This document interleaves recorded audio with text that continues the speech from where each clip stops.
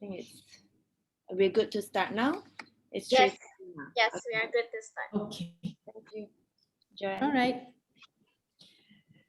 Baiklah hadirin, salam sejahtera diucapkan kepada semua. Kita panjatkan syukur kerana dapat dipertemukan dalam sebuah diskusi yang begitu penting sekali, iaitu gender dan politik.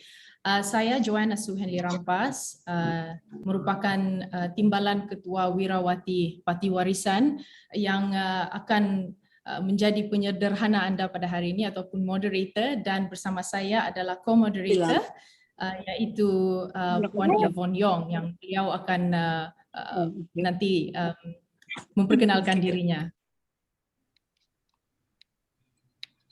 Selamat petang. Thank you, Joanna. Okay. Dan Thank you. Objektif diskusi kita pada hari ini adalah untuk kita mendengar perkongsian pengalaman mengenai cabaran budaya dan institusi yang dihadapi oleh para pemimpin politik yang wanita dan lelaki, dan terutamanya daripada panelis kita yang mana mereka juga adalah bukan sahaja wakil rakyat tapi juga penggubal undang-undang di peringkat adun dan juga peringkat parlimen, dan mencadangkan strategi untuk mengatasinya. Jadi untuk pengetahuan kita semua, ini juga adalah kesinambungan daripada program pemberkasan gender dan politik anjuran SAWO, dan yang dipartisipasi oleh wanita daripada semua parti dan juga NGO-NGO di Sabah. Dan topik kami pada minggu ini adalah model ketiga sebenarnya, dan topik kami adalah pemberdayaan politik wanita. Jadi begitu sinonim dengan diskusi kita pada hari ini, iaitu gender dan politik. Namun sebelum kita pergi lebih jauh, apa kata kita berkenalan dulu dengan ahli panel kita pada hari ini. Orang bilang tak kenal maka tak cinta. Jadi bagi pengenalan saya serahkan kepada sahabat perjuangan saya, Puan Yvonne Yong. Persilakan Puan Yvonne. Terima kasih Puan Joanna. Selamat petang, saya ialah Yvonne Yong, Timbalan Ketua Exco Wanita SAPP, salah satu moderator untuk panel perbincangan hari ini bersama dengan Puan Joanna. Sebelum mengupas topik kita hari ini dengan lebih mendalam, terlebih dahulu mari kita perkenalan dengan ahli-ahli panel kita pada hari ini. Kita amat bertuah ahli-ahli panel kita hari ini dapat meluangkan masa untuk menyertai kita dalam perbincangan gender dan politik. Terutamanya sekali sekarang masih tempoh sidang parlimen yang penting sekali. Terima kasih. Ahli panel pertama kita hari ini, YB Maria Chin Abdullah. Beliau sebagai seorang ahli parlimen Petaling Jaya juga merupakan seorang aktivis yang memperjuangkan hak-hak wanita dan pernah menganjurkan Bersih dan Bersih 2.0. Ahli panel kita yang seterusnya, YB Datuk Anwar Ayub Aman, selaku Ahli Dewan Undangan Negeri Sabah untuk Liawan. YB Isna Raiza Munira Majlis, Ahli Parlimen Kota Belud, juga merupakan bekas Timbalan Menteri Tenaga Sains, Teknologi, Alam Sekitar dan juga Perubahan Iklim. Ahli panel keempat kita juga merupakan ahli panel kita yang paling muda pada hari ini, YB Vivian Wong She Yi, selaku Ahli Parlimen Sandakan. Yang juga ada bersama dengan kita hari ini peserta program GAP dan jemputan daripada parti politik PBRS, STAR, SAPP, UMNO, PBS, PJRS, Warisan, DAP, APKO, Muda. Peserta daripada organisasi masyarakat sivil dan NGO, SAWO, Soroptimis International, Pergerakan Orang Wanita, Empowerment dan Revolution Power, dan Commonwealth Association of Leadership Malaysia. Dengan sukacitanya yang turut hadiri pada hari ini, kita ada media dari Daily Express, The Vibes, FMT, Malaysia Kini dan Navalu News. Terima kasih kerana meluangkan masa untuk menghadiri panel perbincangan kita hari ini. Kita juga ingin mengucapkan terima kasih banyak kepada ahli jawatan kuasa yang sama-sama mengusahakan panel perbincangan GAP hari ini. Tanpa melengah lagi, marilah kita memulakan panel perbincangan kita. Dipersilakan Puan Joanna.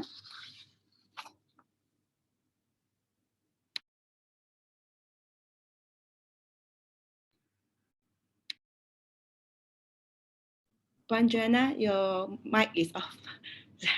Sorry. Terima kasih Puan Yvonne di atas pengenalan daripada semua panelis dan yang mereka yang hadir pada hari ini. Jadi tibalah masa kita masuk kepada intipati utama kita, diskusi pada hari ini. Dan sebelum itu, hadirin dihormati, saya ingin membawa kita untuk semua melihat apakah sebenarnya itu isu gender dan politik dan apa cabaran yang kita hadapi ya, sehinggakan kesamarataan gender di arena politik ini terlalu jauh, terutamanya di Malaysia.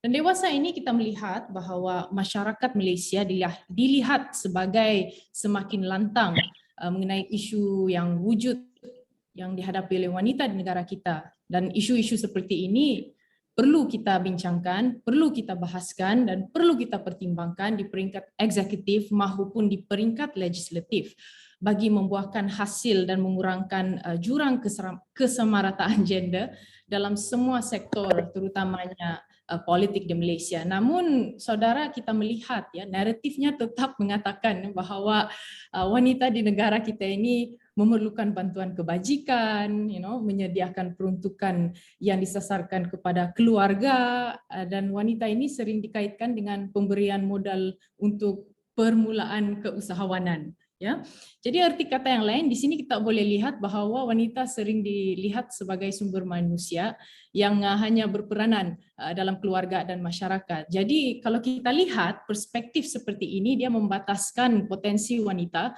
kerana amnya wanita ini sebenarnya mampu memberikan sumbangan dalam semua aspek pembangunan negara.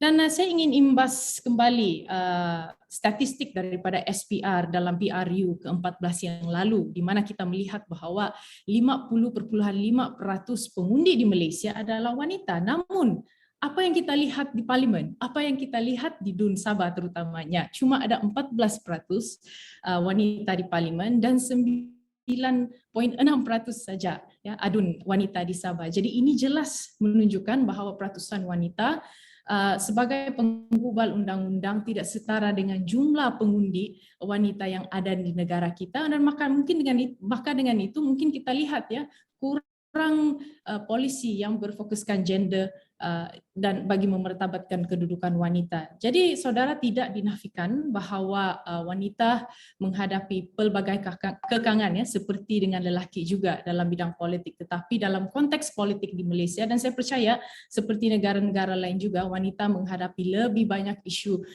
negatif berkaitan dengan gender berbanding politikus lelaki, kerana mungkin wanita ini tidak sinonim dalam arena politik.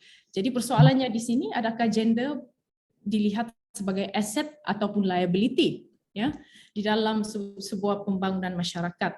Jadi oleh itu kita percaya bahawa bagi mencapai matlamat kesetaraan gender di negara kita perlu dibincangkan dan perlu dilaksanakan secara inklusif dan bipartisan seperti panelis kita pada hari ini yang datang daripada pembangkang dan juga kerajaan.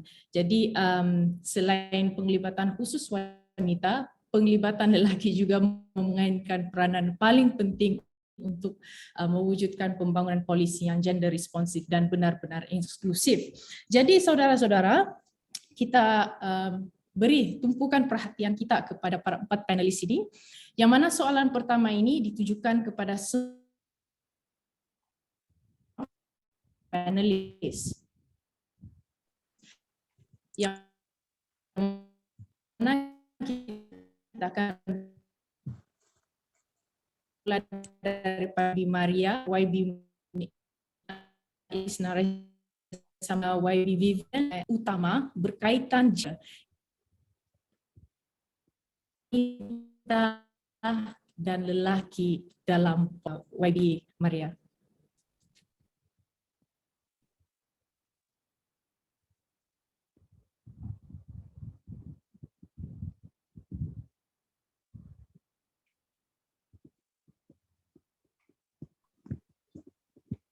Joanna, are you there? Joanna? Yvonne, maybe you can take over. Okay.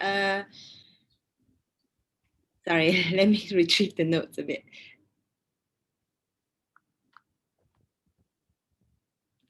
Minta maaf tentang gangguan line Joanna hari ini.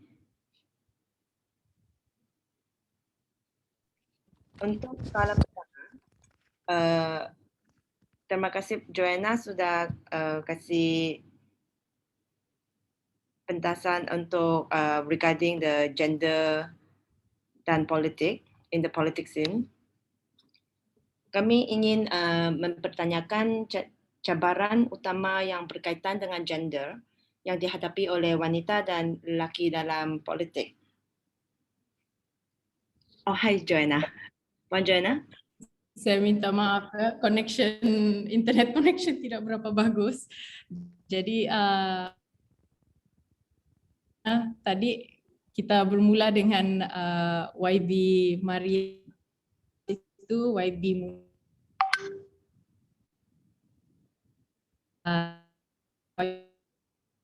YB Vivian, and last but not least YB dalam politik.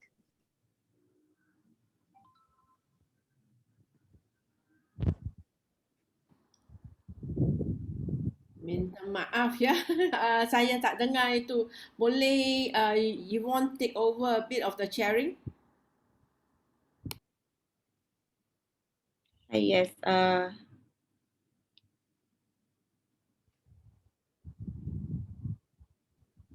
Joanna? Yeah, can you hear me now? Kami boleh start dengan sharing oleh YB kan? Yeah, so you were saying that we will start with YB Mariachin? Yes. Soalan yang pertama lah. Yes. Yes. Saya tak dengar itu. I'm so sorry, the internet connection is bad. Soalan ialah cabaran ya yang dihadapi oleh wanita dan lelaki dalam politik ya. Untuk saya terima kasih atas jemputan ini dan saya amat gembira kerana dulu bila saya jadi aktivis dan selalunya saya hanya hubungi dengan SAWO. Ya, tapi sekarang dan PAKOS ya, tapi sekarang saya nampak ya lebih banyak lagi NGO yang ada kaitan dengan hak-hak wanita. So ini adalah satu progres ya dan tahniah kepada wanita di Sabah. Untuk saya topik ini adalah penting kerana bila kita bincang gender, it's not just about lelaki dan wanita yang berada dalam soalan itu, tapi ini adalah berkaitan dengan hak asasi manusia, ya, dan setiap manusia adalah hak untuk bersuara, hak untuk menyertai dalam keputusan dalam setiap decision making level dan juga hak untuk bersuara realiti yang dihadapi oleh akar umbi ya, wanita yang berada di akar umbi, apakah cabaran mereka dan realiti mereka. Ini adalah semua berkaitan dengan penyertaan wanita, hak wanita dan ada banyak berkaitan dengan politik ya. Because ini adalah kerana politics ya, ialah kalau kita define politics seperti being able to make decision. So ini adalah penting untuk wanita. Dan yang kedua ialah saya rasa bila kita bincang dengan penyertaan wanita dalam politik, saya rasa kita mesti kaitkan topik ini dengan kesaksamaan. Bukan sama rata, bukan sama dengan lelaki, tapi kesaksamaan.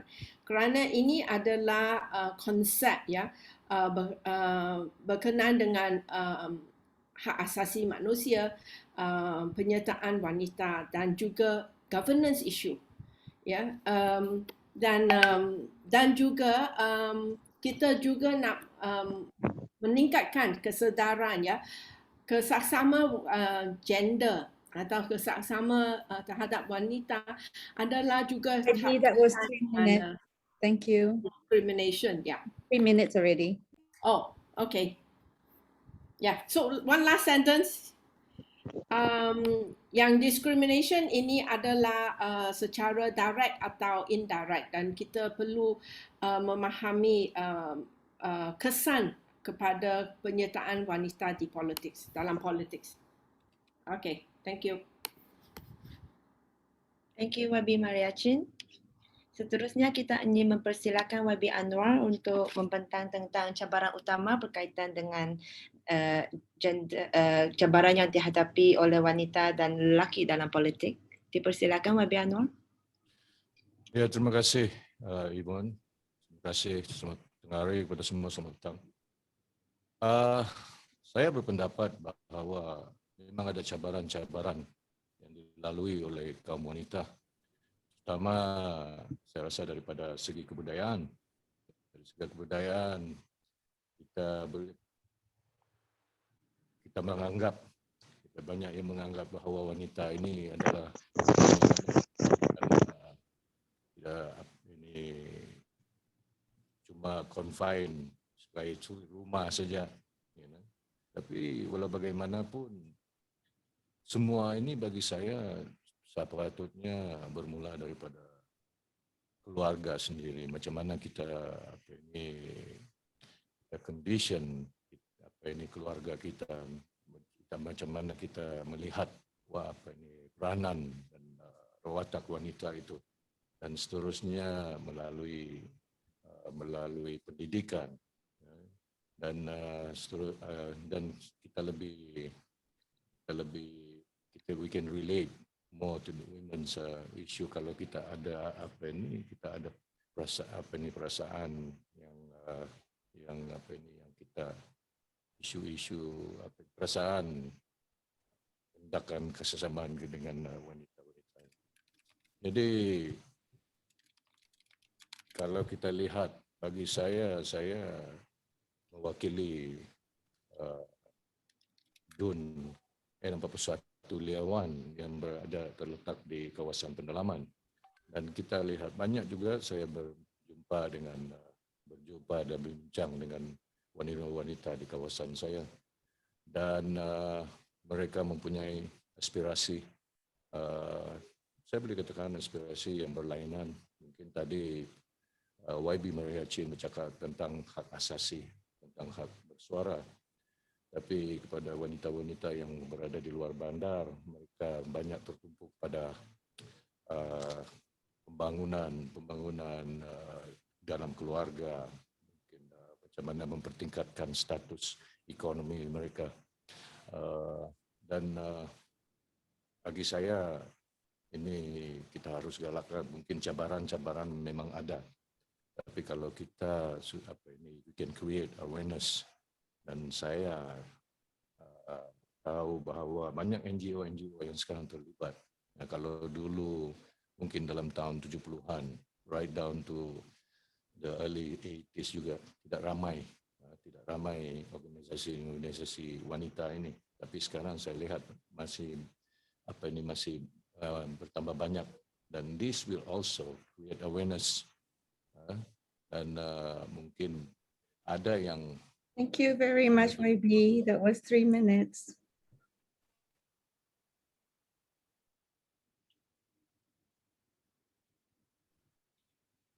Concluding sentence.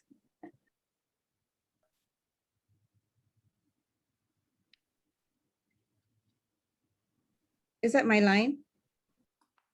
Mungkin YB Anwar boleh bagi concluding sentence daripada apa yang telah diperkatakan tadi. Tapi sebelum itu YB, saya ingin ingatkan kepada semua panelis, memandangkan kita cuma ada 90 minit sahaja. Jadi kita betul-betul minta maaf sebab 3 minit saja yang ditetapkan untuk satu panelis. Silakan YB Anwar. Ya, terima kasih Jana.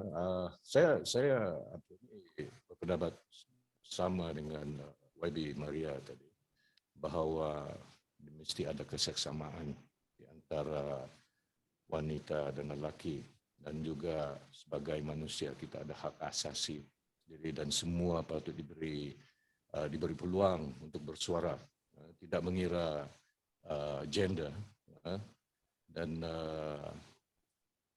itu adalah macam yang dikatakan oleh Puan Maria tadi adalah hak asasi setiap manusia. Jadi saya sungguh bersetuju dengan Puan Maria. Tapi saya rasa lebih ramai lebih banyak lagi lah, macam saya katakan lebih banyak lagi ya, kita kena bagi awareness, kerana ada juga yang wanita-wanita kita terutamanya di luar bandar ini diorang masih rasa segan-segan untuk untuk menyuarakan apa yang mereka ingin suarakan. Jadi we have to reach out. Saya sendiri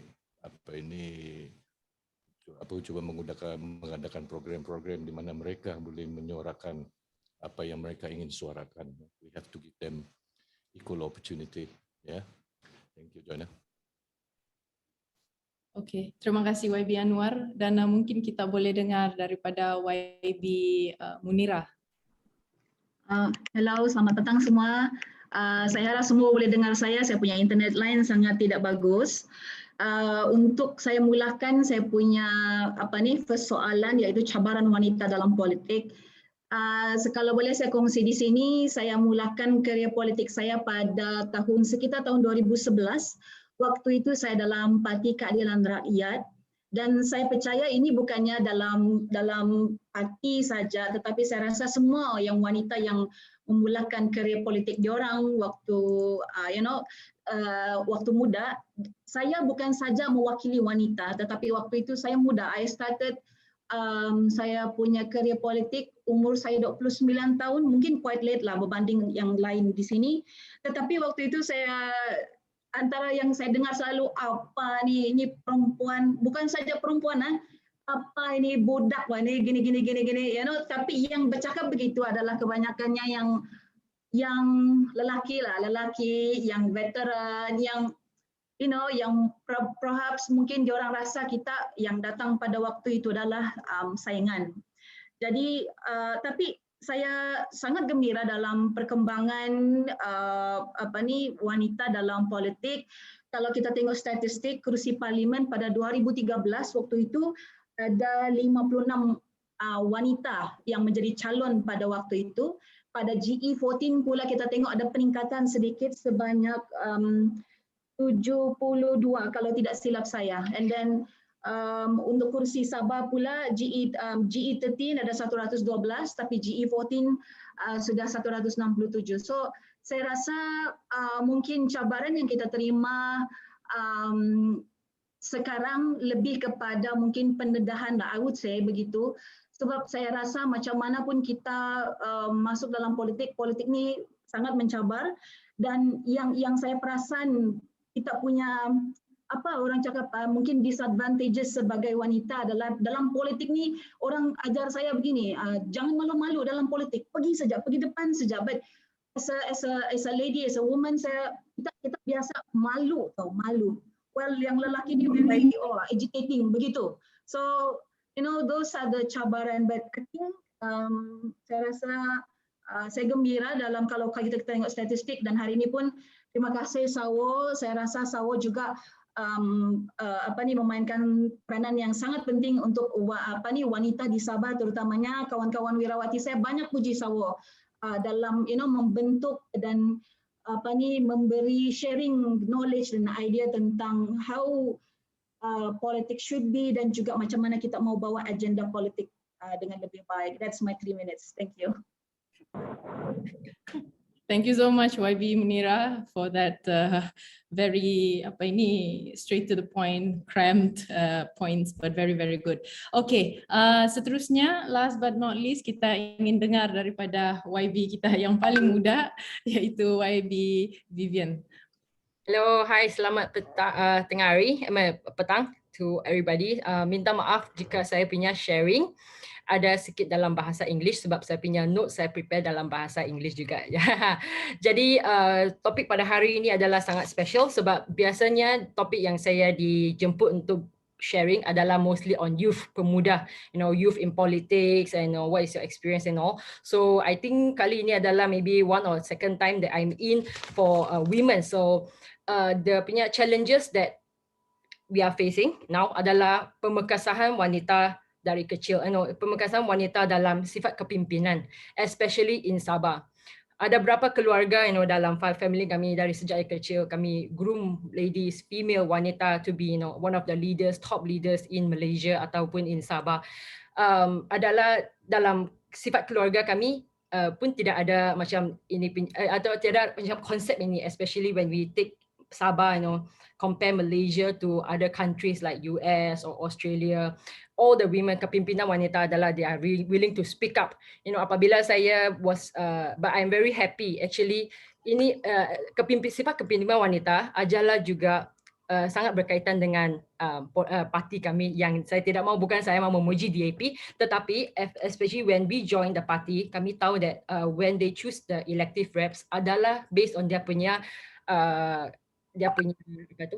how to say, based on their quality and qualification and not based on the gender. Apabila saya told my SG lah Limguani that say that I wanted to try to contest for the seat of Sandakan, dia tidak cakap kenapa dia berapa umur 30 saja atau dia wanita, things like that. Instead directly give me the CV and let me see what is your qualification. Ini adalah, that's why the party is actually pushing for women's, and then without without choosing the MP, the seat based on our gender lah.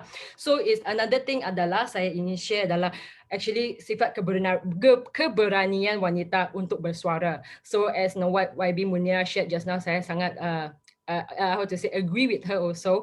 In parliament, sometimes wanita we are not able to speak up, we are very shy ataupun we get intimidated by a lot of men because sebab dia punya suara sangat kuat. So we are actually feel very inferior, like okay lah, never mind, I think somebody will speak up instead of me. We have our comrades, they will bring up the issue. Tetapi as for Sabahan, kita tidak, how to say, we cannot lose this chance in parliament. Sometimes we say that okay, we have to force ourselves to speak up also, even that no matter how timid we are inside. So the other day saya mau share sama semua, if you have the chance, please watch YB Munira dalam parliament. Itu hari dia sangat whack itu menteri sebab of the COVID situations in Kota Belud. Actually all these are the facts, and I'm so happy that how to say, the kepimpinan wanita is getting much more awareness in Malaysia especially, and then in our manifesto by DAP also, we actually push for, there is some gender equality, and we are trying to hit 30% of female in politics as well. So Thank you, thank you. Baiklah, terima kasih kepada semua YB yang telah mengutarakan pengalaman mereka, yang mana YB Maria telah mengatakan bahawa hak bersuara wanita, hak bersuara dan hak penyertaan adalah hak wanita, human rights. Dan saya tertarik apa yang dikatakan oleh YB Anwar tadi, di mana kita tahu bahawa constituency beliau adalah di kawasan pedalaman di Liawan. Jadi di sana kita boleh lihat mungkin kurangnya awareness penglibatan wanita ini, bukan saja dalam politik tetapi dalam institusi di peringkat akar umbi. Saya juga ingin pinpoint apa yang telah dikatakan oleh YB Munira tadi, bahawa terdapat satu paradigma masalah yang berstruktur, iaitu kita lihat aspek patriarchal, yang mana dia lihat bahawa apa ini, kau ni perempuan kah, ataupun apa ini, budak lah dan sebagainya. So yes, I do agree that ini adalah salah satu kekangan yang dihadapi oleh wanita juga di dalam politik. Dan YB Vivian juga, beliau telah mengatakan bahawa perlu ada keberanian daripada wanita, yang mungkin ada yang mungkin takut-takut, tapi wanita ini perlu ada keberanian dalam berkecimpung dalam bidang politik. Okey, terima kasih kepada semua YB, dan saya serahkan soalan kedua kepada kepada Puan Yvonne. Terima kasih Puan Joanna. Sekali lagi terima kasih juga kepada YB untuk perkongsian tentang cabaran yang masing-masing pernah hadapi ataupun cadangan your past experience and your thoughts on the issue gender. Setahu kita, pengundi muda semakin meningkat. Pengundi berusia antara 21 hingga 30 tahun merangkumi 17.75% daripada keseluruhan pengundi Sabah. Manakala seramai, as what Puan Joanna sudah pernah mention, earlier on, ada seramai 50.5% pengundi di Malaysia adalah wanita. Mereka semakin ada kesedaran dan kefahaman tentang isu gender di masyarakat ini. Even though dorang ialah lelaki, young people has better awareness on isu gender juga. Bukan hanya wanita yang ada kesedaran tentang isu gender. Dan mereka jugalah yang menghadapi cabaran dalam segi isu gender dalam kehidupan. Soalannya, walaupun dengan cabaran yang jelas dihadapi, mengapakah isu gender tidak diambil perhatian dalam arena politik, manifesto ataupun masa pilihan raya? Parti politik juga memikul tanggungjawab untuk membawa perubahan untuk merangkumi generasi muda. We have to include the younger generation dalam in the political scene. Adakah parti YB masing-masing mengambil sebarang langkah untuk menekankan isu gender? As earlier YB Vivian ada mention, DAP ada put in 30% maklumat in your manifesto. We would like to hear more about this. So kita ingin menunjukkan soalan ini kepada YB Munira dan YB Vivian. Dipersilakan YB Vivian.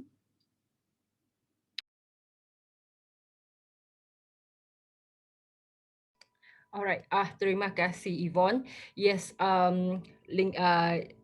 continue my sharing regarding manifesto kami dari DAP untuk pemekasahan wanita dalam politik. Jadi saya nampak perjalanan journey of DAP dalam memberi peluang kepada wanita untuk dalam segi politik adalah semakin maju. I would say dalam manifesto kami pun Pakatan Harapan untuk PRU 14 saya sudah buat sikit research.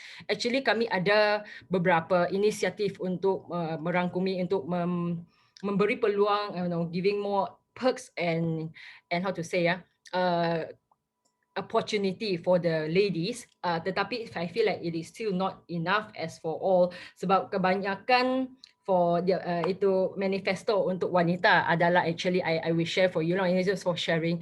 It is like KWSP untuk suri rumah, mewujudkan skim microkredit untuk usahawan, ataupun then after that 90 days of hari cuti bersalin, then we have 18 tahun had umur untuk kahwin lah.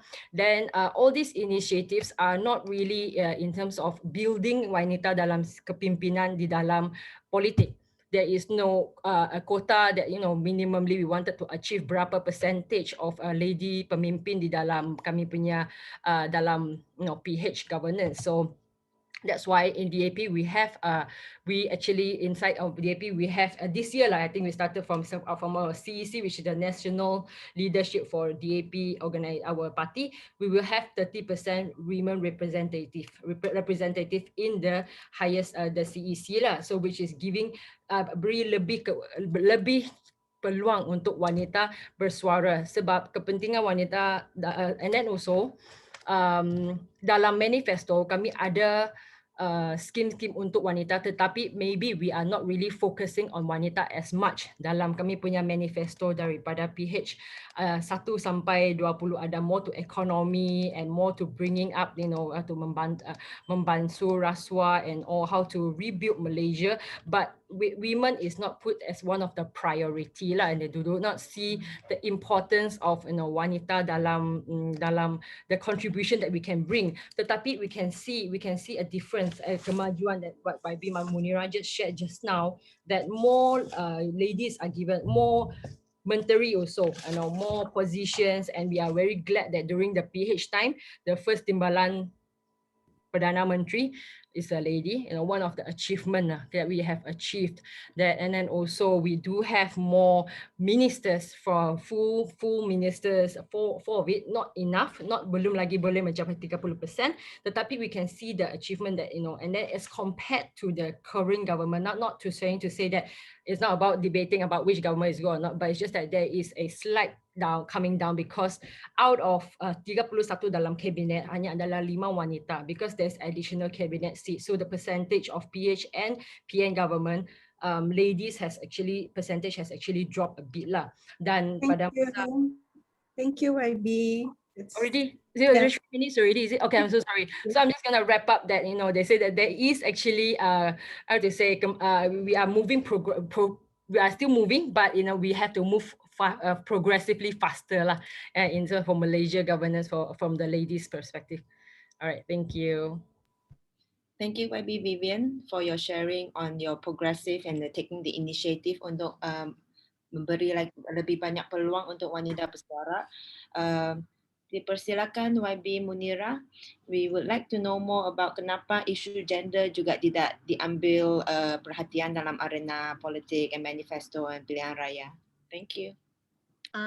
Pada saya rasa dalam manifesto, walaupun mungkin saya tidak dapat share sini satu persatu, memang akan ada sebut tentang, saya rasa kebanyakan parti pun memang ada yang sebut tentang manifesto tentang wanita, baik daripada pembangkang ataupun kerajaan. Tetapi pandangan saya, pertama, wanita tidak patutnya diberikan kuota tau. Sorry ya, this is my personal opinion.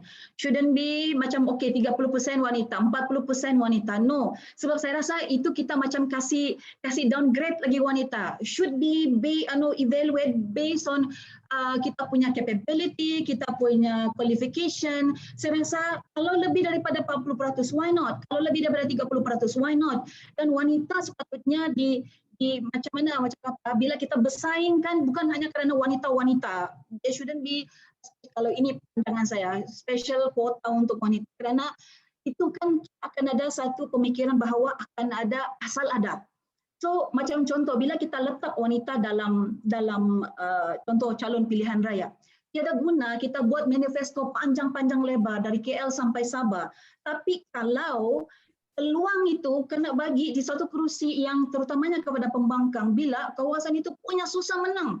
4 kali 5 pilihan raya memang susah menang. Jadi why put wanita dalam keadaan yang susah begitu? Tidak akan kita dengar suara wanita nanti hanya kerana asal ada. Kita bagi peluang wanita, bagilah 10 calon ke wanita tapi semua di kerusi yang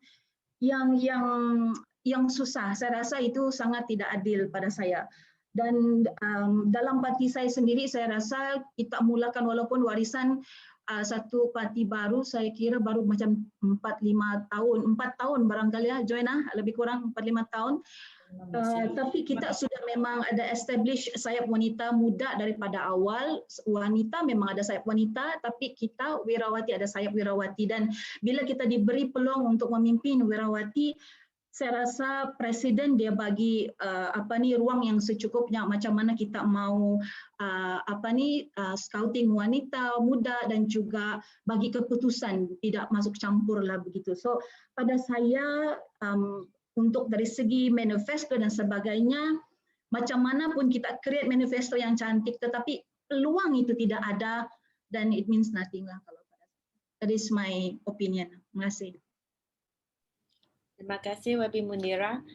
So based on YB Vivian, YB Munira punya sharing tadi, memang parti-parti politik memang ada attempt untuk meningkatkan opportunity so that ada suara wanita boleh ditingkatkan. So for the next question, we would like to Puan Joanna akan menujukan. Ya, baiklah. Terima kasih Puan Yvonne. Soalan seterusnya ditujukan kepada YB Maria dan juga YB Datuk Anwar. Dan tadi kita telah bercakap tentang manifesto sesebuah parti. Nah, sebenarnya sesebuah parti itu mereka menang, dan obviously apa manifesto mereka itu will be translated dalam pengubalan undang-undang once they be in office. So jadi kita beralih kepada pembuatan dasar di negara kita. Kita melihat bahawa sukar bagi penggubal undang-undang untuk menyokong undang-undang dan dasar mengenai kesetaraan gender. Saya bagi contoh, contohnya Akta Keganasan Rumah Tangga. Akta Keganasan Rumah Tangga telah mengambil masa yang begitu lama untuk digazetkan, dan kita nampak bahawa ia berkuat kuasa 2 tahun selepas itu. Dan selain itu juga kita melihat pihak-pihak NGO serta masyarakat berusaha untuk memastikan wanita memiliki peluang yang sama seperti lelaki. secara adil. Dan seperti rang undang-undang kesetaraan gender, saya rasa mungkin masih jauh lagi ya rang undang-undang ini dapat diluluskan di Malaysia. Dan kebelakangan ini kita mendengar isu gangguan seksual ini adalah isu yang sering dibangkitkan, dan disebabkan kurangnya perlindungan kepada wanita dari sudut undang-undang gangguan seksual ini, kita juga melihat di mana menggubal rang undang-undang gangguan seksual ini agak lewat, ya. Dan malang sekali to all our sisters in Sabah sendiri, kita melihat ada satu keperluan untuk ordinan buruh Sabah ini dikemaskini. Malangnya our sisters in Sabah are not protected by this Employment Act of 1955 because the act does not cover Sabah and Sarawak. Right? In Sabah we only use Sabah Labour Ordinance atau Ordinan Buruh Sabah. Jadi bagi hal seperti ini, mengapakah sukar bagi penggubal undang-undang untuk menyokong undang-undang dasar kesetaraan gender? Kita bagi laluan untuk YB Maria dan juga YB Dato' Anwar untuk komen tentang ini. Okey, terima kasih. Saya nak komen ya. Saya tidak satu ialah saya tidak setuju ya kota adalah berkaitan dengan tidak mengikut merit. Tidak. Itu adalah kerana kita hendak membantu wanita untuk supaya lebih ramai wanita boleh menyertai dalam arena politik. So the quota adalah satu cara untuk menggalakkan wanita. Okay, so kalau kita nampak ya, kita ada banyak discussion tentang keganasan rumah tangga, undang-undang berkaitan dengan rogo dan semua tu. Tetapi isu ini tak berapa lobby ya yang berada di parlimen tidak berapa kuat. Dan and it is actually related to the critical mass. Ya, critical mass yang mana parlimen di Malaysia tak cukup wanita. Kita hanya ada 14% ahli parlimen wanita di parlimen, dan memang ya isu-isu yang penting kepada wanita hanya wanita yang menimbulkan isu itu, hanya wanita yang lobby dan advocate untuk isu itu. Very seldom we see men MPs, sebab itu kita hendak itu critical mass. Dan bagaimana kita boleh sampai ke critical mass? Kita perlu lebih ramai wanita. Walaupun parti kita ada menggalakkan penyertaan wanita, tapi ada lain-lain cabaran. Mengapa sampai sekarang ya, not even one indigenous woman from Peninsula has been put up as a candidate. Ya, mengapa OKU, ya, disabled are not put up as a candidate? So kita nak tanya ya, cabaran mereka bukan hanya kerana parti bagi peluang, kerana mereka tak cukup education, tak cukup training. Ada beban berkenaan dengan household, ya, yang mana responsibility household masih adalah expectation. Ini adalah tugas wanita. So we have to break those stereotype. We have to challenge those stereotypes supaya wanita boleh menyertai dalam politik. Saya ada bincang dengan wanita dari UMNO, daripada pembangkang dan semua tu. Selalunya wanita tidak boleh menyertai dalam meeting-meeting parti kerana mereka terpaksa menjaga anak-anak, terpaksa masak. Which is not a criteria that we put on men. Yeah, men can actually come in. So I think that is why we need the critical mass in parliament. Thank you. Thank you. Thank you YB Maria. Mungkin komen daripada YB Anwar, Dato' Anwar. Yeah, before that, can you hear me clearly? Clear, crystal Alright. clear. Thank you. Bagi saya, kalau tentang merit ini, tentang kota ini, kita cuma gunakan kota ini sebagai guideline, sebagai kita tentukan kota.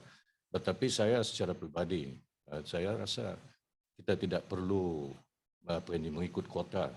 Bagi saya, it all should be based on merit.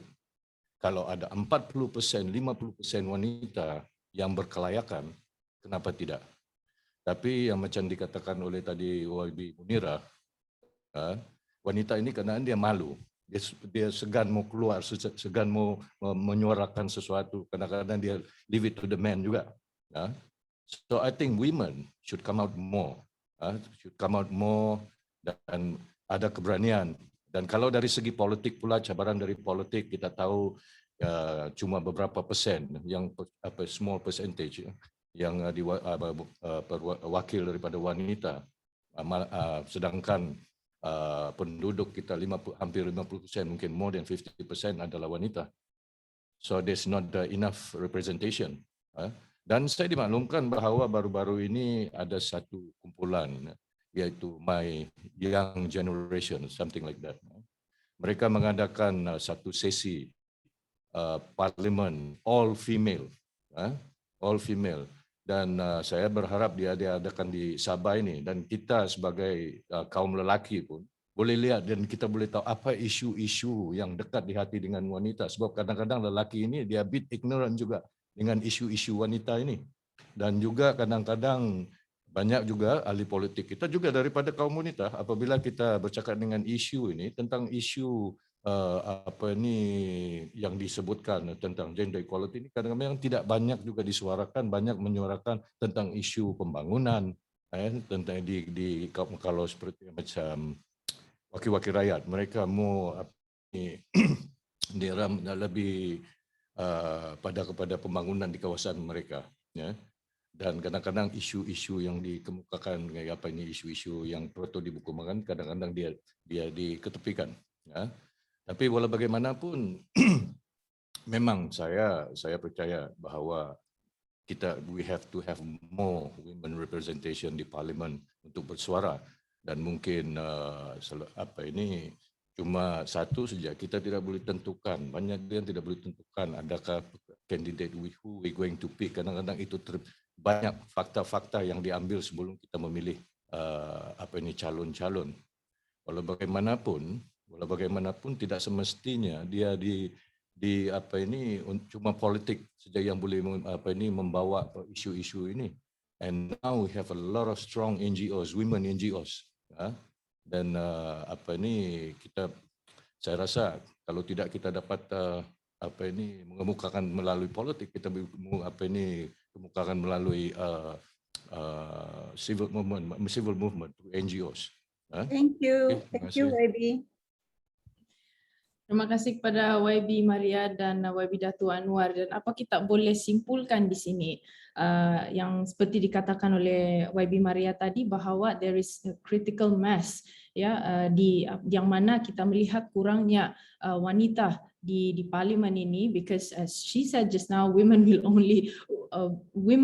will definitely will only lobby women issues. Of course there are other issues, but dia lebih berfokuskan kepada women issues. Dan saya juga setuju dengan apa yang dikatakan oleh YB Datuk Anwar tadi, yang mana perlu ada lebih banyak representation wanita ini, bukan sahaja daripada di peringkat politik, tetapi di across the board. Dan perlu ada kerjasama daripada civil society atau NGO as well untuk we move forward together. Okay, terima kasih kepada kedua-dua YB. Dan soalan kita yang terakhir, saya serahkan kepada YB lagi, Puan Yvonne. Terima kasih Puan Joanna. Terima kasih juga YB Maria dan YB Datuk Anwar. Kita maklum perbincangan panjang lebar tentang ketidaksamarata peluang dari segi gender memang sering dan sudah lama dibahas oleh badan NGO dan sebagainya. Dalam masa yang melebihi 45 minit ini, kami kita telah mendengar dari segi pendapat ahli panel, perkongsian pengalaman dan pandangan tentang topik yang berkaitan. Soalan yang last kita pada hari ini, adakah isu gender dan politik di Malaysia atau di Sabah khasnya hanya layak sampai ke tahap topik perbincangan saja? Berapa lamakah kita harus membiarkan keadaan berterusan seperti ini? Kita ingin mendengar cadangan dari pendapat ahli panel. Apakah lagi cara-cara dan tindakan yang harus diambil? Mungkin dalam masa terdekat ini untuk kita melihat bersama peningkatan peratusan suara wanita di dalam peranan membuat keputusan, terutamanya dalam politik. Untuk soalan ini, kita ingin mendengar cadangan daripada kesemua 4 ahli panel kita hari ini. Dipersilakan YB Maria Cheng.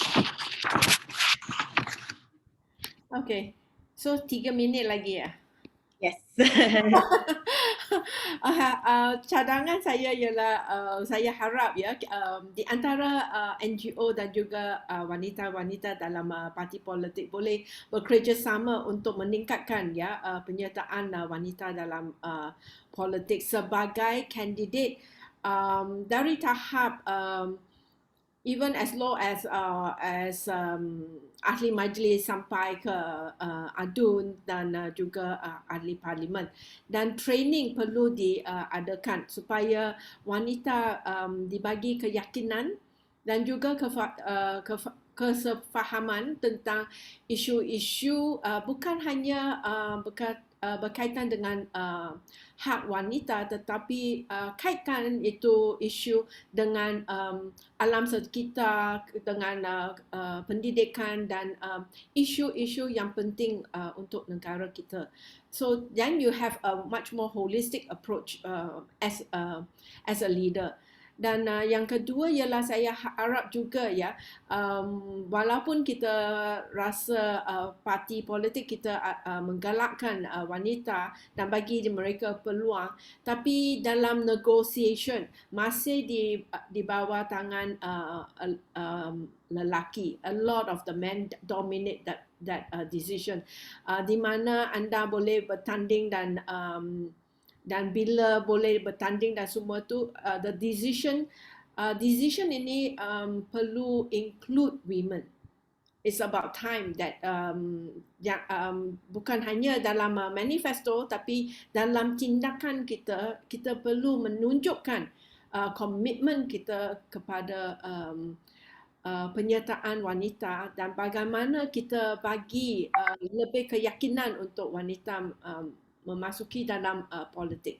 Thank you.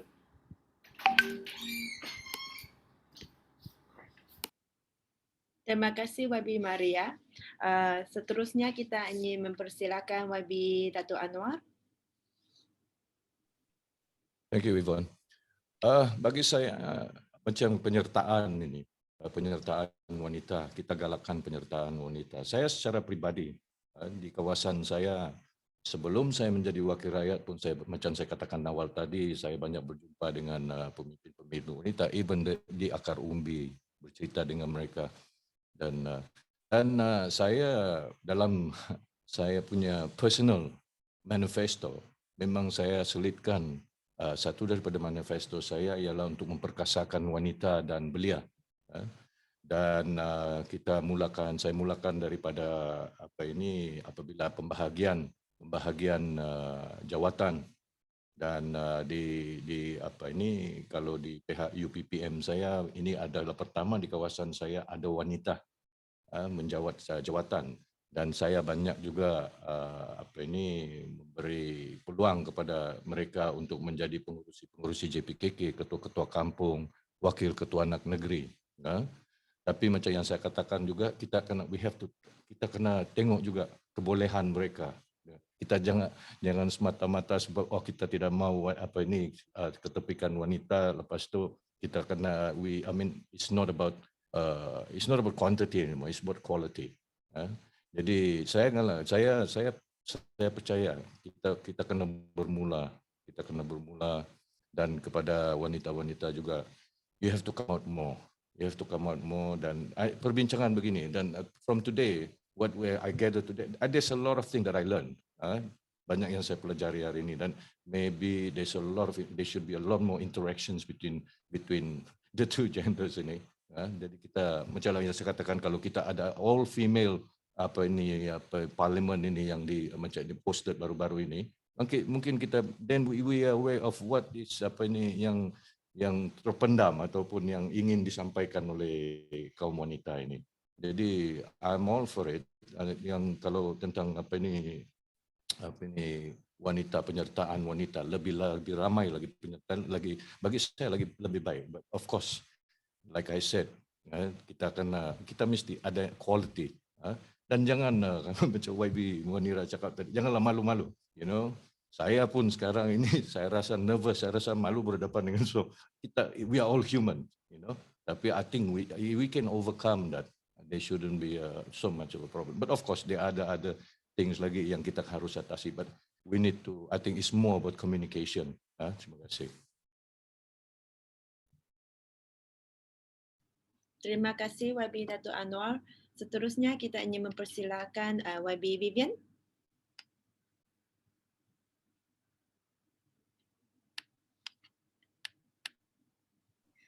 Hello, can you hear me? Dapat dengar kah? Hello? Boleh Vivian, boleh. Boleh? Okay. Boleh. So, terima kasih. Sekali lagi saya ingin berkongsi mengenai actually cadangan like the shortest and fastest way untuk memupuk kepimpinan wanita dalam politik adalah it's not easy, adalah sangat mencabari sebab I think there's no, because kalau mengenai politik lah, there's only that many voices in parliament now for ladies. Sudah ada tu numbers tadi, YB Munira sudah share 75 over, calon wanita pun sangat little. So what we can do now adalah to groom more ladies as already elected reps or not, or you have already have the leadership, already ada kepimpinan, ada jawatan dalam NGO atau parti ataupun di mana-mana pun, we can actually gather your ladies, gather your troops, gather all the female ladies that is that knows that the government ataupun polisi di Malaysia sekarang adalah is unfair for them. So what should we do? Apa yang perlu dibuat? Kami perlu sendiri, we have to be part of it, participate. How to be a voice? We join NGO ataupun we boleh join parti politik, ataupun kami boleh diberi peluang untuk menjadi councillors di local districts and all, untuk mencari peluang. Tetapi wanita has to first step up. We have to first step up because we don't have the time come join us, cannot, I malu nak mau, and nak mau. So I think there is, how to say, the female in all the wanita needs to stand up to say that okay, now saya mau Malaysia to be like Australia in 5 to 10 years time, and I know that Malaysia will be better if we have more ladies voices in our parliament sitting. So how to say, and also salah satu cadangan adalah, because I come from education background, adalah untuk inclusive kepimpinan, sifat kepimpinan ataupun politics, not to say politics, governance dalam mata pelajaran kami or an extra curriculum class in high school. So kami tidak mau after form 5 kami, okay, how do you, actually during my time kami tiada ada banyak macam exposure in terms of the governance or how does Malaysia mix policy and all, and that's why as a lady we do not know the impact that we bring when we we have more voices in the parliament. So cadangan saya adalah dari segi education, we have to educate our especially in Sabah, our rural areas, and I believe especially my comrade Claire is doing a very good job. Dia pergi satu kampung ke kampung untuk memupuk kepimpinan wanita. Wanita is not only just giving birth at home. We are not just a mother. Actually, we can be leaders and national leaders as well. And also one of the cadangan that I wanted the parliament to take into is maybe if we wanted to increase are committed to add more women voices, kepimpinan wanita dalam parlimen, adalah sediakan bilik baby room in parliament. Why is now the parliament so big? Ada banyak blok, ada badminton court, ada theater hall, ada semua apa, ada gym lagi. Tetapi tiada room untuk mami breastfeed the children, or a playroom for children. Kalau kami mau pergi bekerja, as parliament, but I'm still single lah. I mean, when I one day I ada anak, so I cannot leave my children behind. Saya boleh bawa anak saya pergi kerja, and there's a room prepared for wanita, for the mums that is involved in politics or in parliament, so we can actually give us so that we can have more time to spend in making policies and all, and our children are safe. So we have to walk the talk as the government. If we are really intended to push on further for females, we have to show that we are really committed. Prepare something for just for the ladies lah. And saya punya time belum lagi, jadi I can share one more point. Time already. Oh, I see. You're just trying to stop me. Is it? Okay, right. Then we can spare with a bit more time, so you can continue just to give us another point. And yeah, okay. I'm just gonna wrap up this. Actually, right, for the women that is representatives already at the front line, or the back, already doing something for the country, share more. I encourage all the ladies or the wanita to share more of your experience of what is the thing that you have gone through that is that can be done in Malaysia, that we can share ideas constantly more often, and then this is actually going to empower each other and encourage each other, and then we can understand the impact that we're going to bring in the decision making of the policy. If we have more we are more, we have more voices of a female lah. And then also I want to share one data that is very scary, because in Malaysia kedudukan politik dalam wanita involved dalam politics di seluruh whole world is 117, which is only 11%, which is very, very, very low. So 11% out of 100 lah. So that's why we really need to focus on how do we empower our own female to be involved in politics and in decision making, especially. Terima kasih YB Wien. Last but not least, we would like to mempersilakan YB Munira, please. Thank you. Saya mau betulkan sedikit yang tadi YB Dato' Anwar bilang, bukannya jangan malu-malu, tapi actually memang nature wanita saya rasa memang pemalu.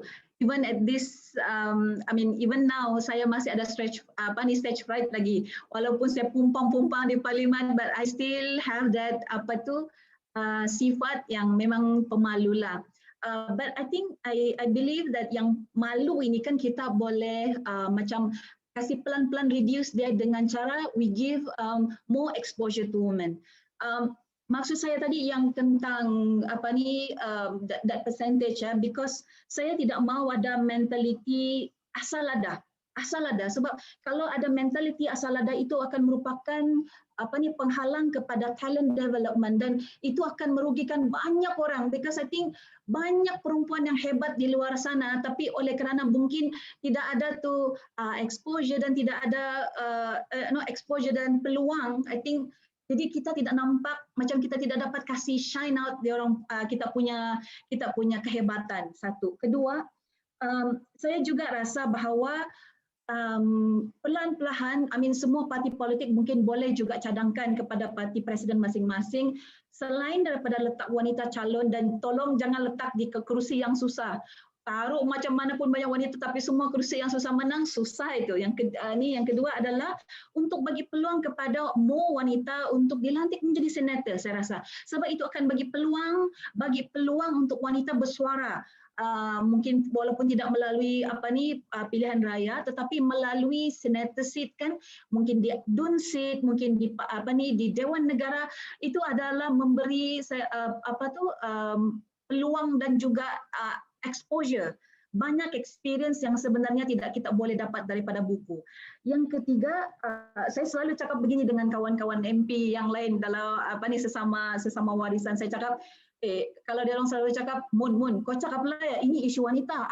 I always say, and I repeat to them, kamu mentang-mentang saya satu orang sejak perempuan, saya sejak yang bercakap tentang wanita. No, sepatutnya isu wanita juga dibahas dan juga dicakap oleh orang bukan wanita. Sorry ada tuh kan ini mau bahasa siapa-siapa, tapi itu seharusnya begitu. Dan saya rasa mungkin cabaran kita adalah how to make men interest in women issues. Bukan kita bercakap pasal rumah tangga, sejak dating, sejak bercinta, sejak, tapi women issue. Make the men interest in discuss about us, about our issue. Saya rasa mungkin kalau kita mungkin buka, tapi I know this is mungkin cabaran yang kita hadapi. Pada saya dan bagaimanapun saya kira kita perlu bagi peluang dan juga groom more women keluar dan supaya sifat malu-malu itu pun akan kurang dan juga experience akan lebih banyak. Itu cadangan saya. Masih. Saya rasa politician susah lah mau bercakap 3 minit tuh. So sorry. Terima kasih YB Munira. Terima kasih banyak juga kepada ahli-ahli panel kita pada hari ini. Kita memang amat syukur dengan perbincangan kita yang sangat bermanfaat pada hari ini. Based on cadangan ahli-ahli panel YB, memang ada a few points yang sangat informative and beneficial. So for example, YB Maria ada propose about the training, and then kami should maybe approach isu-isu lain, bukan hanya isu wanita, so that it's a more holistic approach when it comes to wanita mau kasih membentangkan suara. Juga saya pun setuju dengan YB Dato' Ainur tentang quality and quantity. Ini dua memang mesti seiring. Kita tidak patut memilih wanita just because she's a wanita. It has to be because dia juga ada the quality leadership. Seterusnya juga YB Vivian ada mention tentang education. We should start from the grassroots. Memang ini a lot of the things memang it starts from the bottom. You cannot create a leader just out of air like that. Memang kami start dengan education, dan juga current leaders memang patut share more so that each other can empower each other untuk educate each other and to inspire. Last but not least, YB Munira ada mention tentang more exposure dan isu-isu gender, isu-isu wanita tidak patut dipentang hanya oleh wanita. Lelaki, kaum lelaki juga patut. It's a gender issue. It's not just a wanita. So that's all kita punya cadangan dari ahli-ahli panel kita hari ini. Last kami can open to the floor. So, but before that, I would like to hand over to Puan Joanna. Baiklah, terima kasih kepada semua panelis kita dengan diskusi kita yang begitu baik sekali pada petang ini. Namun pada masa ini kita berikan sesi ini kepada para participants yang turut hadir di dalam diskusi pada hari ini untuk bertanyakan soalan mungkin kepada para panelis kita pada petang ini. Jadi untuk sesi soal jawab ini, bear in mind kita ada lebih kurang 20 minit sahaja. So saya serahkan ini question and answer ini kepada Puan Krisni pada saat ini. Okey, kita ada satu soalan dalam chat box, tapi sebelum itu sesiapa attendees yang ingin bertanyakan soalan kepada panelis, ingin menyuarakan soalan kamu, boleh pakai function reaction di sini, raise hand, dan nanti kami akan panggil nama kamu untuk suarakan soalan kamu. So di sini saya ingin utarakan satu soalan dari satu attendee kita, nama dia NG. How do you engage more women to be interested in politics? And how do you help them get involved? Where do they start? Any specific criteria? Ada siapa-siapa panelis yang mau jawab ini soalan? Maybe Joanna, you can take over from here. Yeah, can you show the question again? Sorry. Okay, I will share it Sorry, again sorry. in the chat box.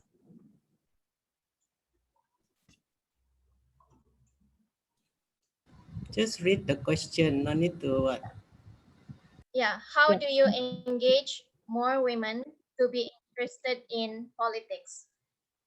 And Yeah. how do you help them get involved? Where do they start?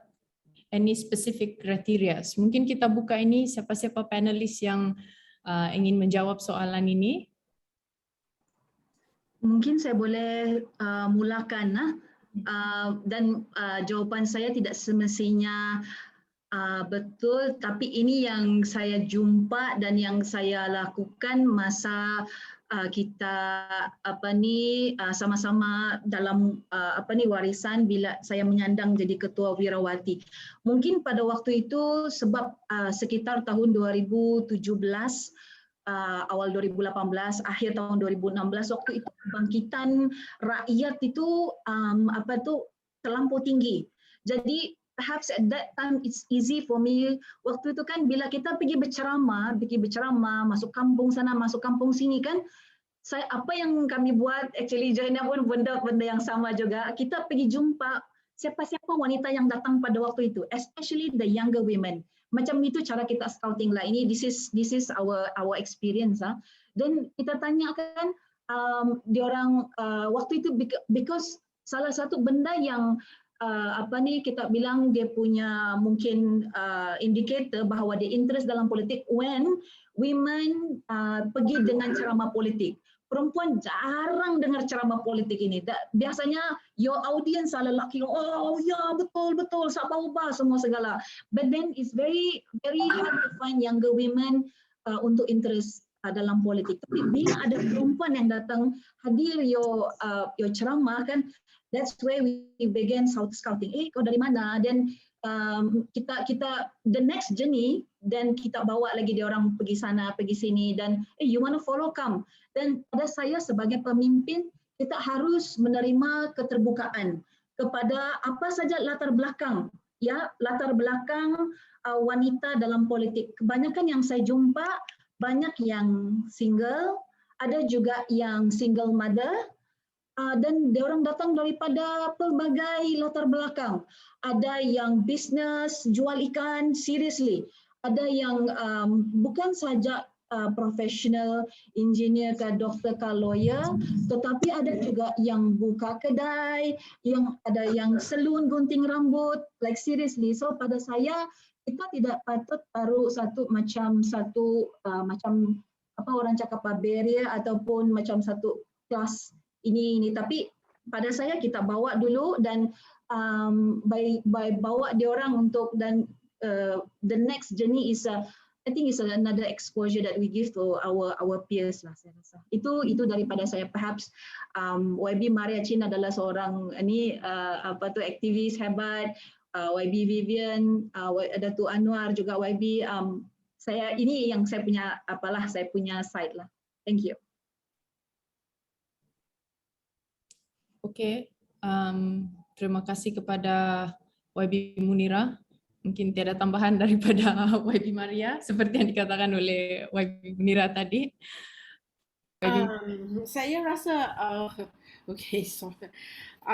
untuk menggalakkan lebih ramai wanita, ini saya rasa melalui interaction kita, bila kita menjalankan program sebagai NGO atau sebagai political party, kita mesti ada vision, satu visi yang mana we have to build the second liner and third liner.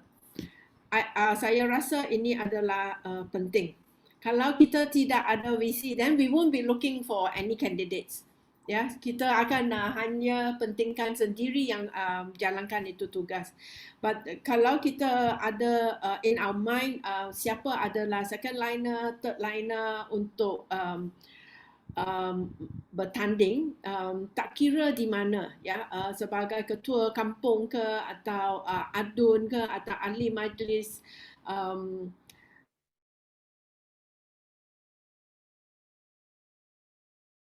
yang minat tapi mesti dibagi peluang, ya, mesti dibagi ini berkenaan dengan support untuk mereka rasa, ya, the household burden is not on them only, ya. So I personally don't agree dengan macam ahli parlimen, ya, bila kita pergi ke parlimen ada itu childcare and all that. I think we need to focus dan kita mesti meningkatkan kesedaran spouse kita. Ya, bila saya pergi libat dalam politik dan semua tu, the support must come from the family. So kalau I think that is important. Kalau kita membawa beban itu dalam penyertaan kita, I think it is very difficult. It's going to be very challenging for women. Kalau kita tidak berkongsi dengan spouse kita, macam anak saya from the start, I will make them cook. I will make them do the housework supaya mereka faham, ya, mengapa mereka perlu memberi sokongan kepada wanita kalau mereka pergi kerja, bukan hanya dalam politik, tapi wanita juga pergi kerja. Tapi kebanyakan wanita tidak boleh keluar kerja kerana mereka perlu jaga anak, ya, perlu bawa anak ke sekolah dan sebagainya. So and that burden is not shared. And sudah tiba masa kita challenge that kind of narrative, challenge that kind of framework supaya we build a new society, ya, build a new society dengan nilai-nilai yang berbeza, ya, yang mana kita boleh berkongsi beban di antara, if we are calling ourselves a family, then we share the burden. So ini adalah nilai yang kita perlu membawa kepada keluarga, kepada parti, kepada community. So then they understand that, you know, we are all in this together and we resolve the problem together. So I think that is important.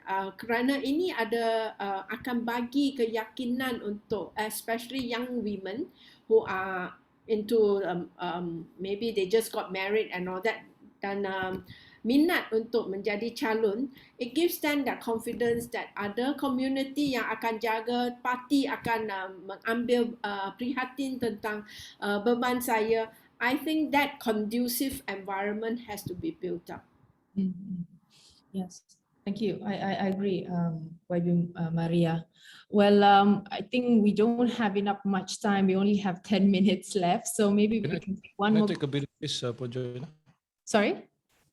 Can I just have a bit of time on this issue? Can I? Oh, you mean the question just now? Yeah. You actually have a question here, if you but okay, all right. Okay. We're talking about engagement. You know, I think there should be effort to engage the women more. But from my experience, I mean, this is mainly in the rural area. I usually, when I go for ceramah, after the ceramah, I will have a dialogue. I will open it to the floor. But mainly, those will be asking questions, or men, and I even have to ask them. I say, "What about the women? Do you have anything?" Then they only come to me. Most of the time, they don't talk about politics at all. Dia orang bercerita tentang boleh bagi kami apa ini bahan dapur untuk kami punya ini, terus more focus on things like this. So I think you should bring the awareness as well to the rural area, because there's also a divide, I think, between the urban and the rural areas. I mean, even with women, there is a divide between rural and urban areas. And I know for a fact there's a few NGOs in my area, they only focus on, visiting, giving sumbangan, visiting hospitals, all that, but hardly they talk about issues like this. But I guess now there's going to be a lot of improvement. I can see the progress, down the line. Yeah. Thank you so much. I think you need to do more. We need to do more on this. Thank you so much, YB Anwar. I think the panelists have answered a lot of, give so much information to Angie's question earlier. I've seen Rizal raise his hand just now. I think he wanted to ask a question to the panelists. Rizal, are you there? Yeah, I'm here. Can you all hear me? Yes, we can hear you clearly. Alright, okay. Hai, selamat petang semua. Memandangkan saya cuma ada beberapa minit untuk berbincang dan berbicara hari ini, saya rasa semua ahli panel telah menunjukkan poin-poin yang penting, dan saya rasa agak gembira juga pasal YB Anwar sekali telah mengakui bahawa lelaki perlu melakukan lebih banyak untuk meningkatkan penyertaan wanita dalam politik. Tapi saya rasa saya nak fokuskan kepada ini kerana dalam perbincangan mengenai partisipasi wanita dalam politik, kita selalu terfokuskan atau kita fokuskan perbincangan kita dalam the women's guilt atau kelemahan wanita yang membuatkan wanita tidak boleh mengikuti politik. Tapi kita tidak cukup membincangkan tentang peranan lelaki atau lelaki yang memegang tampuk kuasa untuk meningkatkan penyertaan wanita dalam politik. So saya rasa soalan ini bukan saja untuk YB Anwar, tapi untuk semua YB juga, semua panel jemputan kita. Macam mana kita nak pastikan lelaki akan mengambil isu gender lebih serius pada masa hadapan? Terima kasih banyak. Pada saya ini satu soalan yang susah lah, tapi itu yang salah satu. Sorry ya, saya potong saja.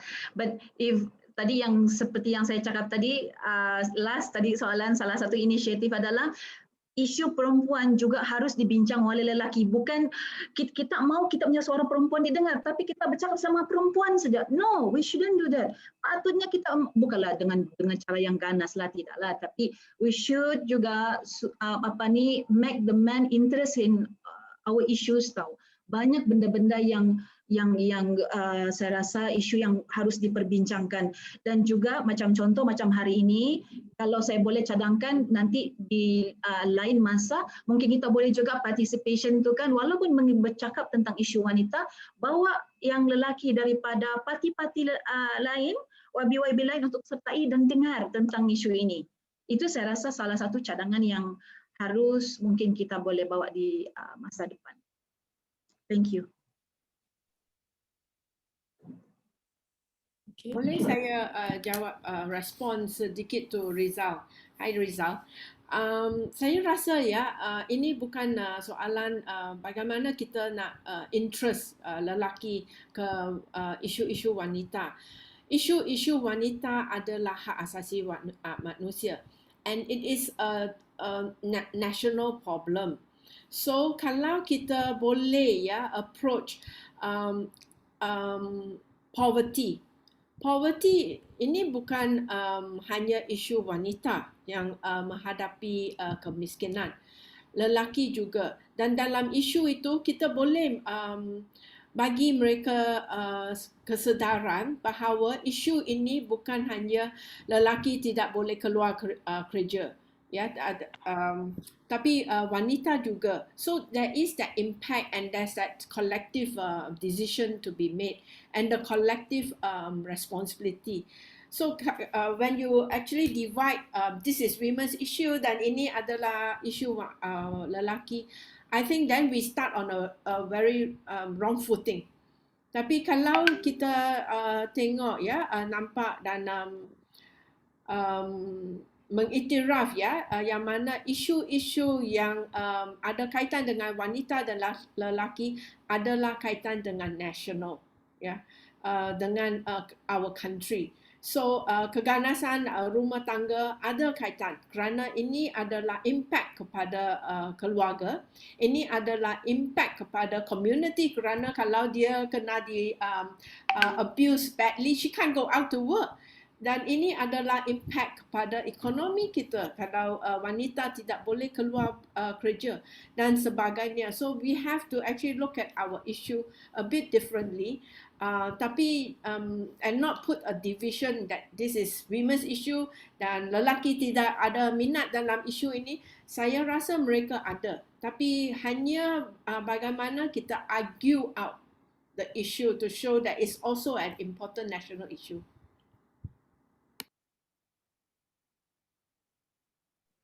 Thanks, Bobby.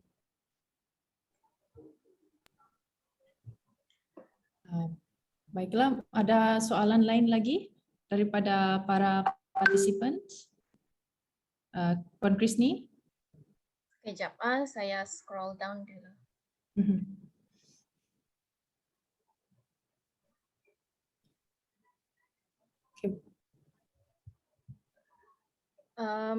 Okey, ada satu soalan di sini daripada Sabrina.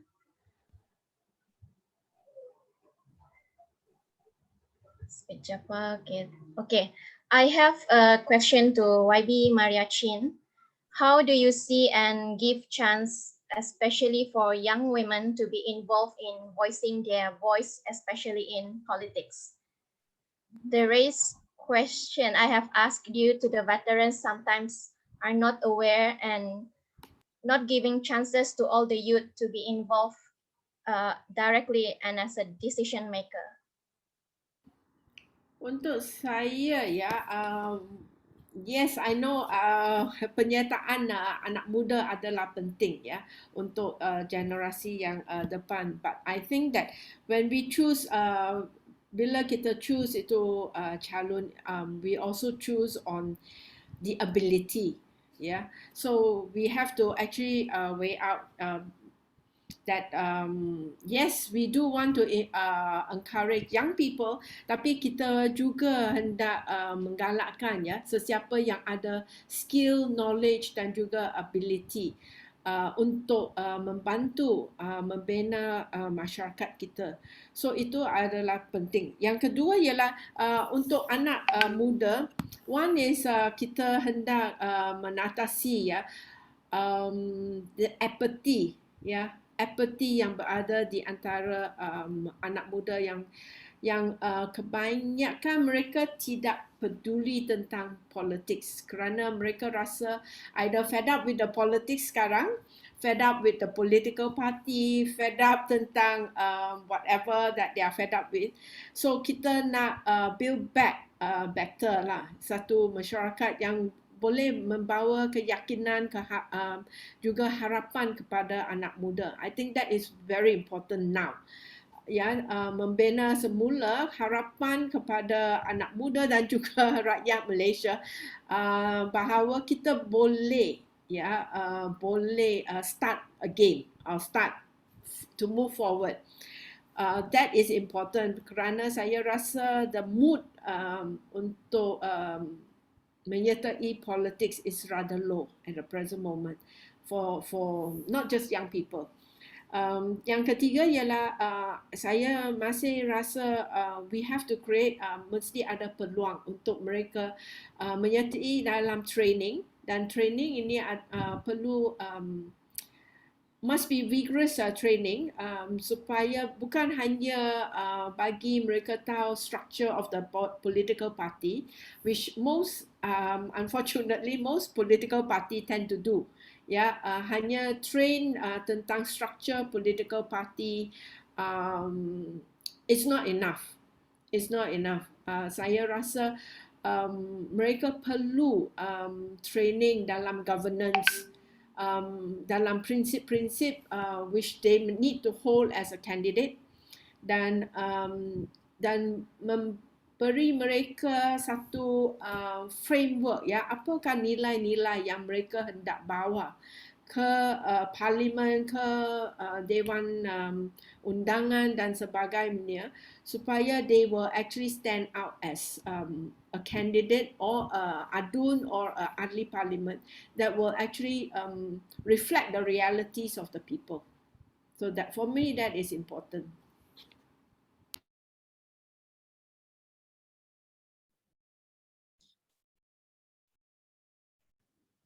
Okey, terima kasih kepada YB Maria. Mungkin kita ambil satu soalan yang terakhir sebelum kita wrap up. Saya nampak di sini ada yang angkat tangan. Puan Juria. Silakan Puan. Assalamualaikum warahmatullahi wabarakatuh. Salam sejahtera. Hello everyone. Saya Juria Haji Uda daripada Pertubuhan Bersama Kita Peduli Sabah, and we are based in Kelantan. Thank you so much, Sawo, for inviting me. Okay, what I can see, this is Sawo is doing a good job creating the platform for us to discuss.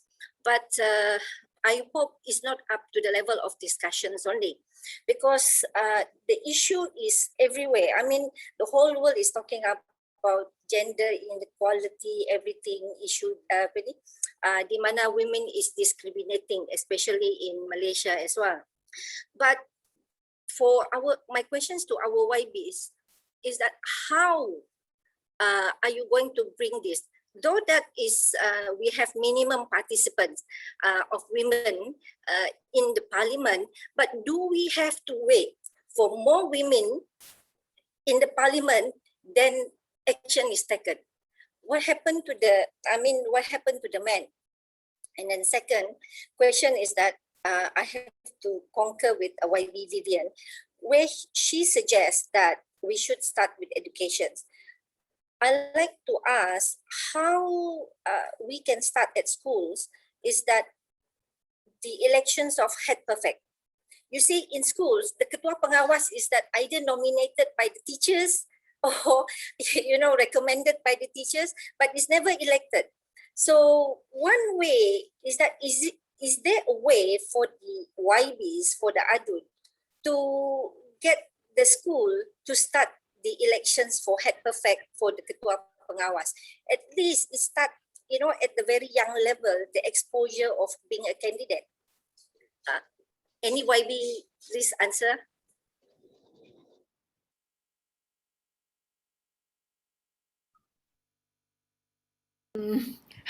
Actually, saya pun ada pengalaman macam tu, yang mana saya buat satu survey di sekolah-sekolah yang berada di Kedah, yang mana kebanyakan sekolah di sana ada unwritten rule yang katakan head prefect dan juga class monitor tidak boleh menjadi dapat daripada wanita. So that actually menghantar satu message kepada semua murid-murid, pelajar-pelajar yang berada, bahawa wanita can never be the head. So that is the stereotype that we also learn daripada sekolah. Tapi bukan hanya sekolah saja. Kalau you nampak dalam community, dalam keluarga, dalam kadang-kadang dalam policy kita, dalam parlimen kita pun tidak ada respect kepada wanita daripada ahli parlimen.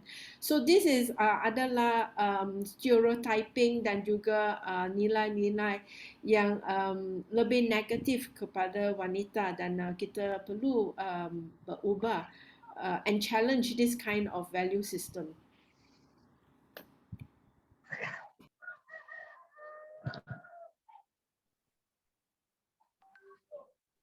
Okay, I think that has answered Puan Juria's question. Okay, memandangkan masa sudah mencemburui kita, saya rasa kita sudah sampai ke penghujung forum dan diskusi pada hari ini. Saya lihat mungkin ada masih beberapa soalan yang ingin diajukan kepada para panelis kita, kerana bukan selalunya kita dapat peluang seperti ini.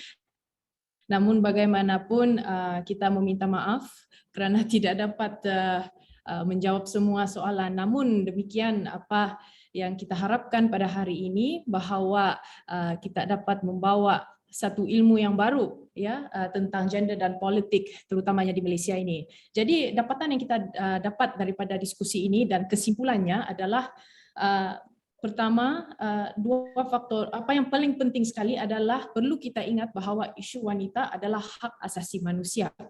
Dan itu yang dikatakan oleh YB Maria tadi, dan I think this is very important for us to have that first in our head, in our minds.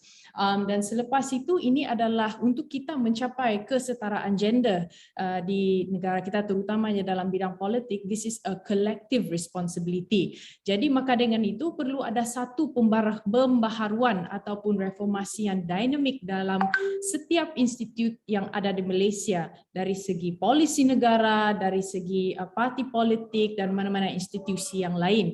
Dan satu isu yang turut dibangkitkan oleh semua panel pada hari ini adalah awareness. Perlunya ada awareness atau kesedaran daripada semua pihak tentang perlunya lebih ramai penyertaan wanita di dalam penggubalan dasar, bukan sahaja dalam politik tetapi dalam isu dalam aspek-aspek pembangunan yang lain. Maka dengan itu perlu ada satu ekosistem yang menggalakkan sinergi di antara lelaki dan wanita dalam pembangunan untuk memantapkan pencapaian negara kita. Dan boleh juga kita simpulkan bahawa perlu ada peralihan daripada amalan budaya patriarchal contohnya ya, dan pengecualian sesuatu golongan wanita ke arah nilai yang baru seperti kesetaraan gender yang apa kita bincangkan pada hari ini. Jadi jelas daripada diskusi ini bahawa perlu ada satu usaha untuk mengarus perdanakan isu keserataan gender di seluruh peringkat di Malaysia ini.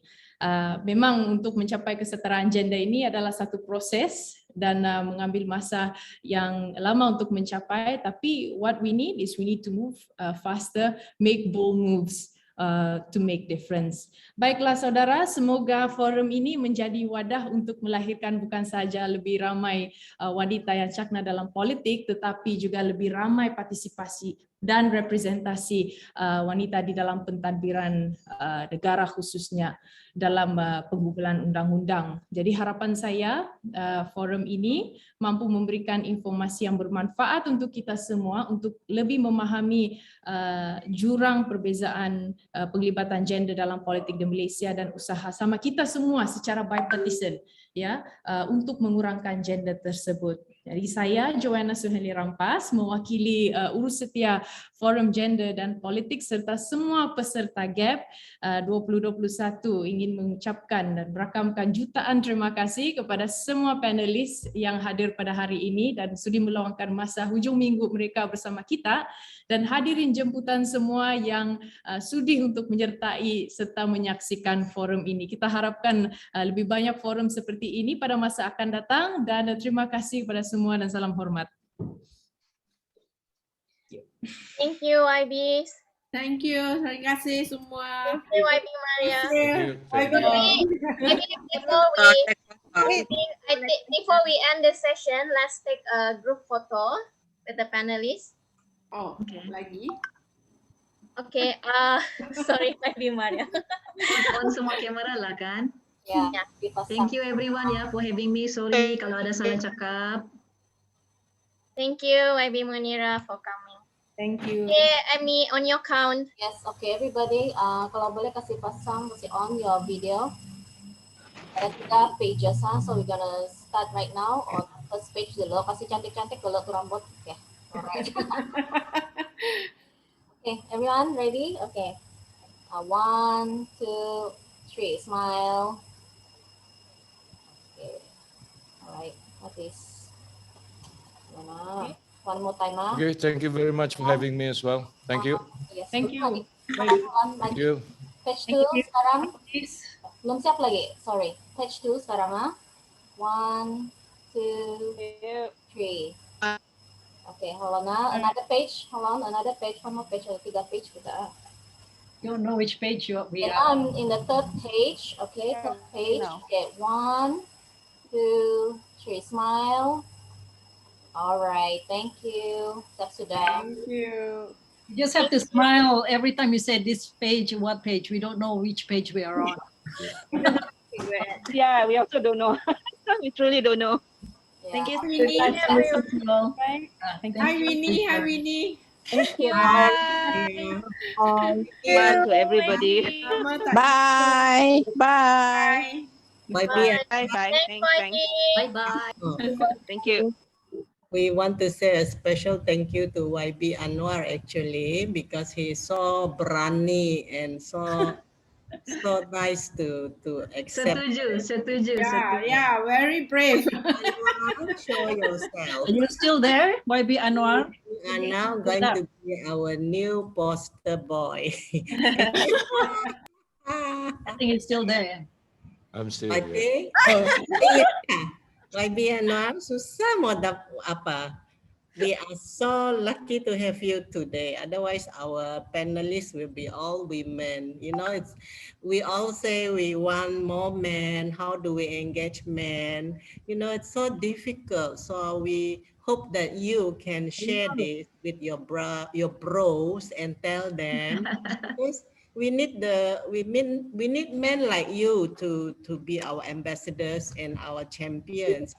Because the guys are not going to listen to us, so we need you to be telling them, hey, why you don't want to accept the Sawo punya invitation, you know?